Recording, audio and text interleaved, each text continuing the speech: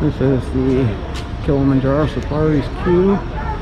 Getting on to the Kilimanjaro Safari. Posted wait time is 15 minutes. We'll see how accurate that is.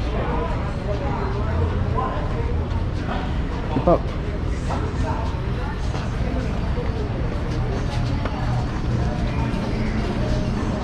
I'm behind them just in case. Yeah. I'm just behind you. Make sure you don't get ran over. Go catch up to mommy. Catch up to mommy.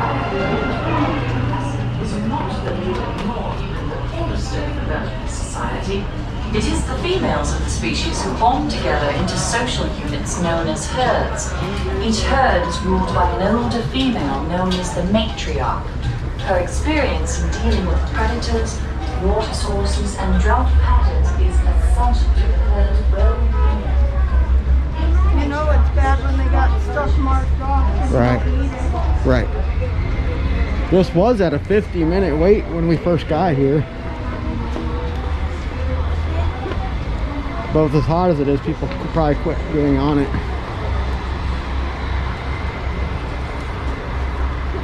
Keep walking. I think the 15-minute wait's going to be the 15-minute walk.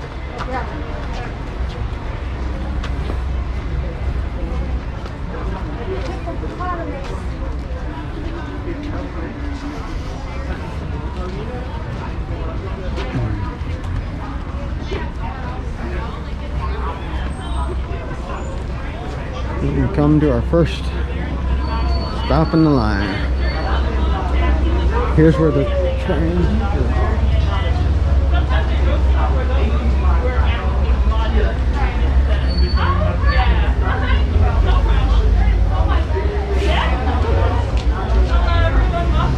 Hello.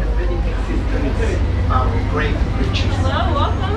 Sadly, even the borders of Harambe cannot protect our animals from the most dangerous threat We of got all, plexiglass poaching. dividers To the here. poachers, these beautiful animals represent only profit.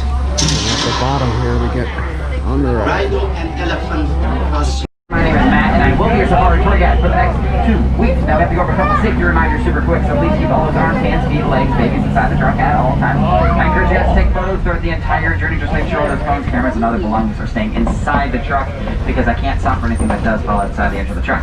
For your safety, those around you and those who are going to be in your rows directly after you, face coverings are mandatory for all guests throughout our journey, so thank you for cooperation in keeping those coverings of your mouth and nose throughout our entire time together. With that being said, we're heading right on into the Little Ituri Forest, which is home to some animals that like to use the foliage as a natural camouflage.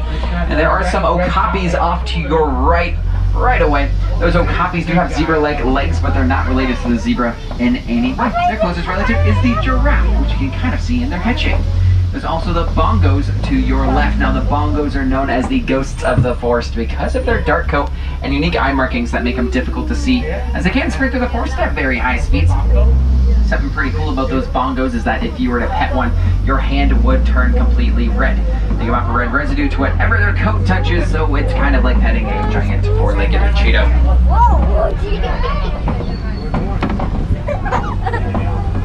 We'll see if we can get another view of these okapi to our right. Now there's a great look at their zebra-like legs. But yes, they are related to the giraffe, and there's also a similarity in their tongue to the giraffe. Their tongue is around 18 inches long, and it's used to reach into branches that you can see there to grab leaves to eat. However, they also like to use it to clean their own eyeballs and nostrils. Way off in the distance, I can see a black rhino, but there's one much closer to us, just up here to our left.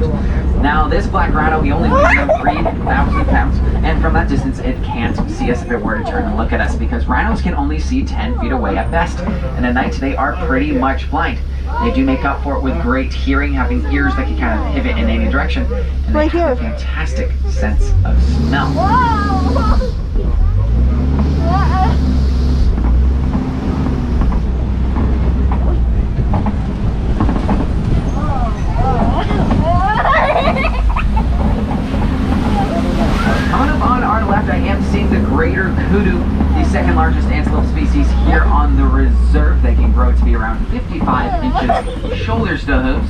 also a saddle-billed stork up on the hill over there.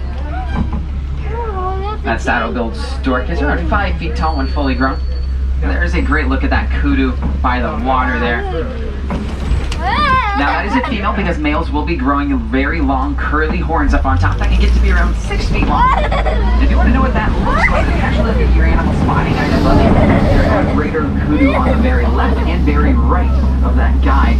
And there are males up there on the guide so you can see what their horns look like. We are now heading towards the Safi River region, which is home to some of the more territorial animals here on the reserve. The river will begin here on our right, but don't worry friends, on the left it will continue on your side, just downriver. But off to your right, you are actually seeing a juvenile hippo up on the bank. Now, hippos get up to be around 5,500 pounds, but that one is substantially smaller than the fully grown hippos. And they don't have any sweat glands, so they cannot sweat. So staying in the water is their way of staying cool. They will come out of the water to eat their grass and when their watering hole dries up. But other than that, they will be spending their time in the water. But on the island to your left, there are the saddle-billed stork. Excuse me, we already saw the saddle-billed stork. Those are the pink-backed pelicans. The pink-backed pelicans have a wingspan of around 9 feet wide, which if you look above you, the canopy of this truck is around 9 feet. They will turn pink during mating season, but every other time of the year, they are that white and gray you can see there. Now, I believe I saw a few more hippos just around the corner over here, and a group of hippos is called a float, but a float of hippos do not float. They are not very good swimmers. They walk along the bottom of the riverbed, coming up for air every 6 to 8 minutes or so. There's some back there between the cliff sides. Those hippos, they have the second strongest bite out of any animal in the world, but it is second to only the Nile Crocodiles here on your left. Now, the Nile Crocodiles have the bone-crushing power of 2,000 pounds per square inch in their jaws. And growing 16 to 20 feet long, they are incredibly strong. Despite that strength, crocodiles really aren't the best hunters. Their main source of food will be fish and birds, but don't get any ideas because they will take a bite out of anything that gets too close. Crocodiles are also fantastic mothers. They will be carrying their eggs around in their mouth, and even after they hatch, the mother continues to carry babies in her mouth until they are born, and then they will have to get out and go off on their own.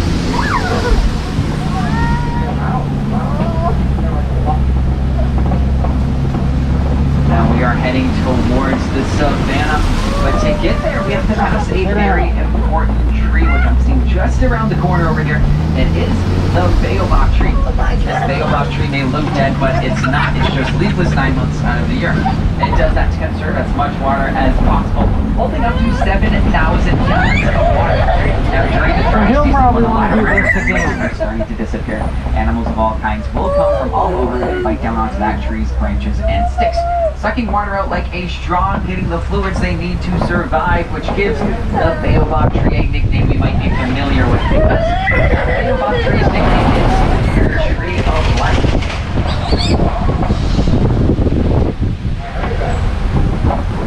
Now, it looks like there is some rain and some wind down on the Savannah, so make sure your hats are on tight, folks. I don't want anyone's hats to fly off and go onto the Savannah.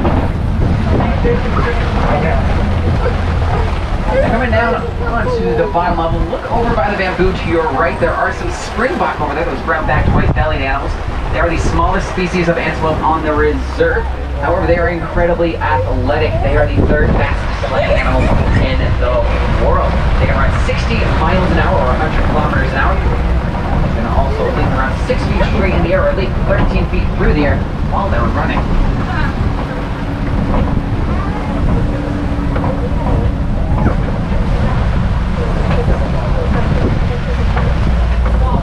And it looks like they're hiding away from the rain because they're all in the den to our left, are the African wild dogs, also known as the painted dogs.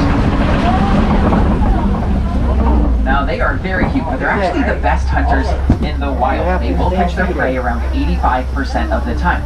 To put that in perspective, lions will be catching their prey around 25% of the time. They are related to the domesticated dog, however, they have a couple differences. They have 4 toes instead of 5, and they don't bark. They make a high-pitched yelping noise that kind of sounds like a hyena. And then over there to our far left are the Sable Antelopes, the emblems of the Harambe Wildlife Reserve. They represent peace here in Harambe. They do have sharp horns up on top that allow them to keep the predators off their back. But here are the Termite Mounds. They're made out of mud, dung, and clay, and they serve a couple uses here.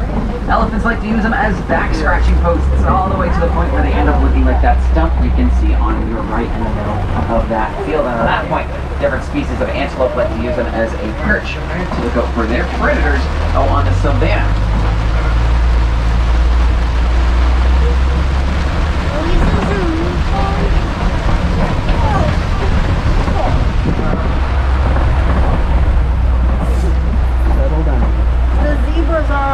Now there are the Hartland Mountain zebras up to your left. Those Hartland Mountain zebras there. There's a very important question that goes with them, and that is whether they are black or white. And there's a very easy way to tell, because if a zebra has a black nose, they are black with white stripes. If a zebra has a pink nose, they are white with black stripes. So the ones that you're seeing here today are, of course, black with white stripes. The group of zebras is called a dazzle, believe it or not. It's a dazzle. I believe I have seen one of the juvenile zebras just up ahead. A closer look in just a moment.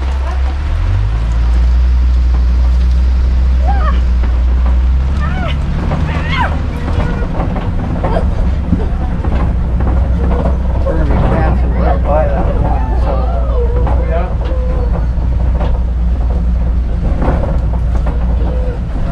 Now next to those zebras are the Ankole cattle with their massive horns that can get to be around 5 feet long.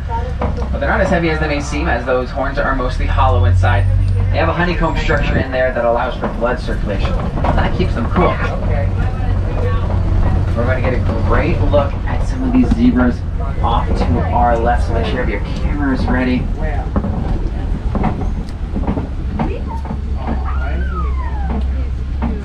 We are seeing the babies here, and this one off to our left in the middle of these two zebras, that is the baby zebra Asha. Asha is the youngest one on the reserve, and they named her Asha back in April because that is the Sanskrit word for hope, because Disney was closed when she was born, so she provided a little bit of hope for us here in Animal Kingdom. And they are black and white, but you might also notice a third color around their head.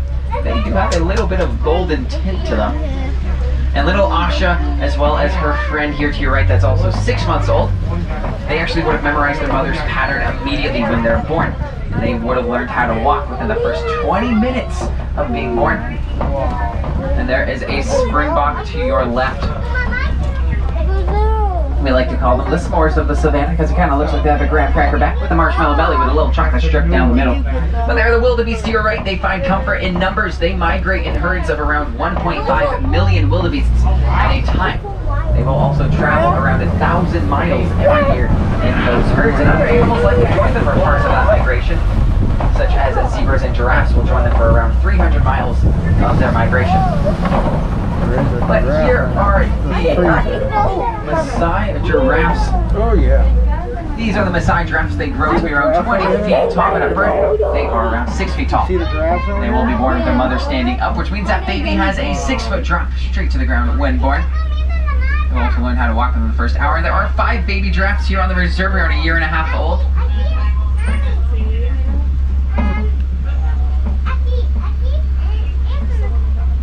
Now giraffes have to constantly be eating. They have a very high metabolism, so they are eating around 20 hours a day. That only leaves them around an hour every day to sleep. So they do that sleeping standing up, and sometimes they do that sleeping while still chewing their food.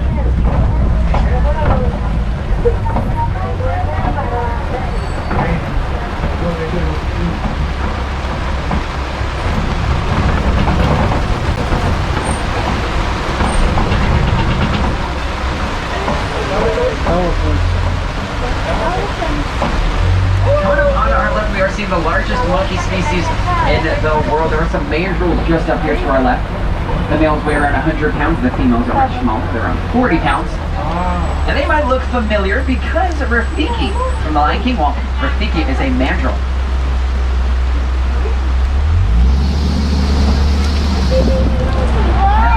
To your back right over there, folks. I didn't see it before, but there is an African elephant back there. It is the largest land animal in the world, weighing in at around 13,000 pounds. There's some animals that don't really like water. They kind of tuck away to get away from the rain. But the elephant is not one of them. They love rain. They love swimming during the rain. They love everything about it. So they actually get a little more active during this time. So we're going to go try to find some more elephants. See if we can see them. Oh, they all this wetness. Now, elephants do have to eat a lot of food to keep up with their size. They eat around 300 pounds of food every day. They are herbivores, so they're mostly eating grass and hay and leaves and things like that, but they're really not picky as they will eat the branches and sticks connected to those leaves.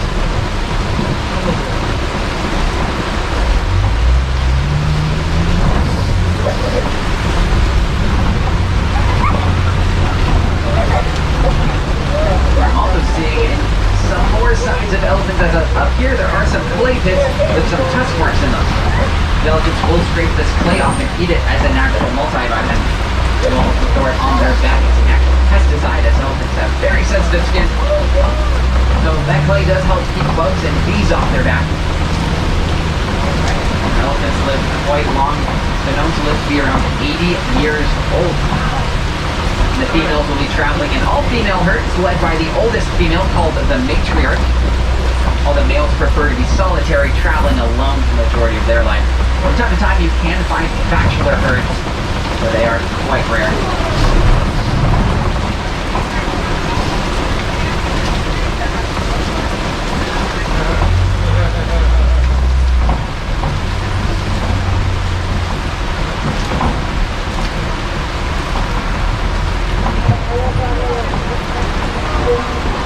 You're seeing another baobab trail tracks, another one off in our distance to our left. They can go by another nickname, as some like to call them the upside down tree, because it kind of looks like someone plucked them out of the ground, flipped them upside down, exposing their roots up on top. There's an elephant up here. Left side.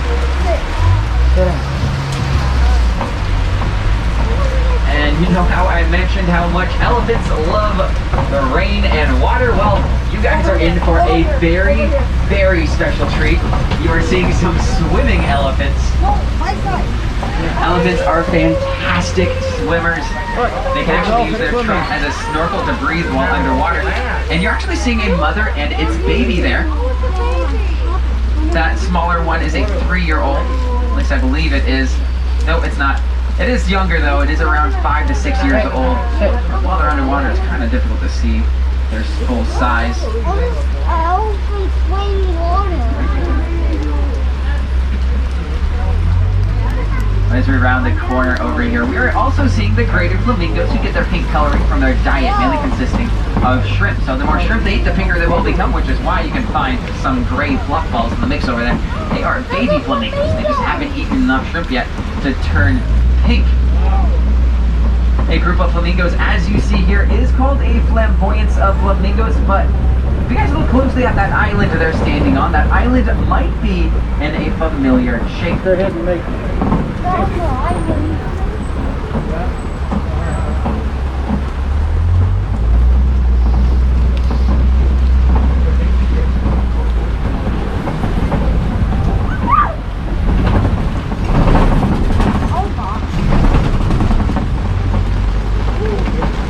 Around the corner over here, we're actually finding the white rhinos. Now, these white rhinos can weigh anywhere between 5,000 and 8,000 pounds when fully grown. That makes them the 3rd largest land animal in the world, only smaller than the African and Asian elephants. Now, you might notice something funny about the white rhino. They're not white.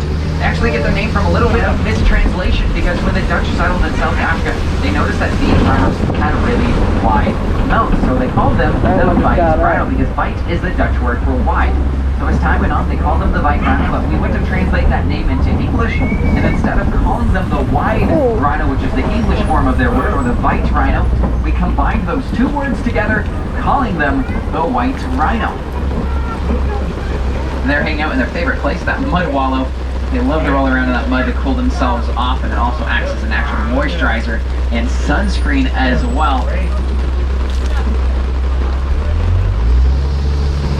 And rhinos are pretty quick. They can run around 35 miles an hour. and they almost look like a galloping horse because when they're sprinting, all 4 of their feet will be off the ground at one time.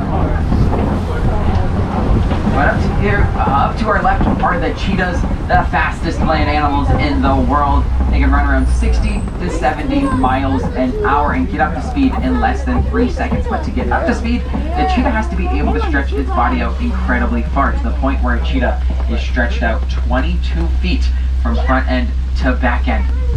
They will do all their hunting during the day, which is odd for large cats, as pretty much every other large cat does their hunting at night using stealth to their advantage. But not the cheetah. They like to use their speed during the day, but they can only run for around a minute or 2 at a time, so if they don't catch the prey quickly, they will have to take a break and head out later in the day. So this is the Kopi you can see to your left. The Kopi is a large formation of rocks that typically makes this mountainous shape. It will be the highest point in the region, which means it can get quite warm up there, so the animals that frequent the Kopi are often in the middle of the day finding some water and shade elsewhere.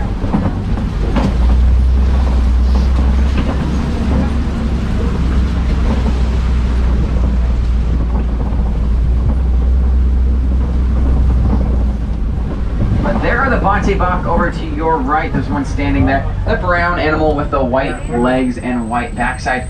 And that Bontebok is one of the more rare animals on the reserve. We'll get a closer look at it in just a moment, so don't worry if you didn't get to see it there. But at one point there was only around 300 of them left in the wild. However, thanks to a local farmer who built a fence around his property, keeping the Bontebok in and the poachers out, their numbers were able to grow, and he reintroduced them back into the wild. And now there's around 3,000 today, and they are growing in numbers every year.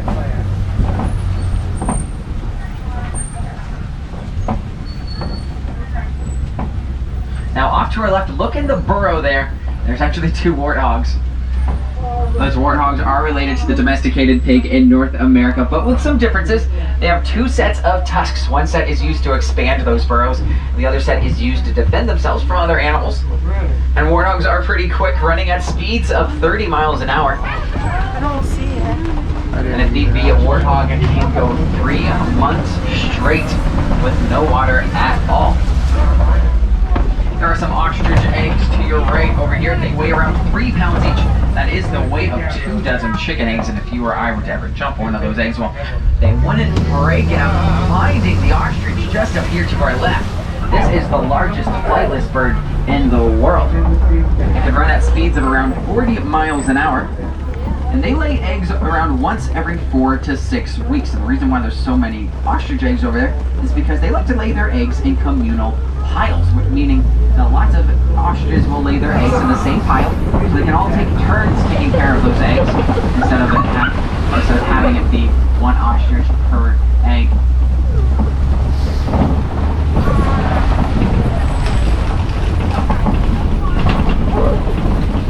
Now we are heading towards our last portion of the reserve. It will be Magadi Glen, and Magadi Glen is in a little bit of a transition phase right now.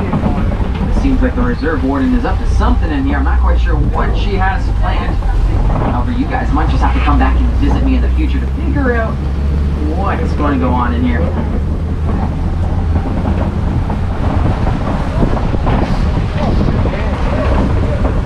However, that does mean the end to our safari, which is sad, but by just being here, each and every one of you has helped towards the conservation of all the animals we've seen here today. Now, a lot of the animals that we have seen are on the endangered species list, as most recently, the giraffes are on that list around a year ago. A lot of it is due to human encroachment on their natural habitat, which is unfortunate, but it means there are things we can all do to help. One of the things that we can all do is recycle our old electronics. All of our electronics has what's known as coltan in it, and coltan is a material almost exclusively mined in Central Africa, where all these animals are from. So when you recycle those old electronics, you're actually reducing the need to go into those areas and disrupt their natural habitat.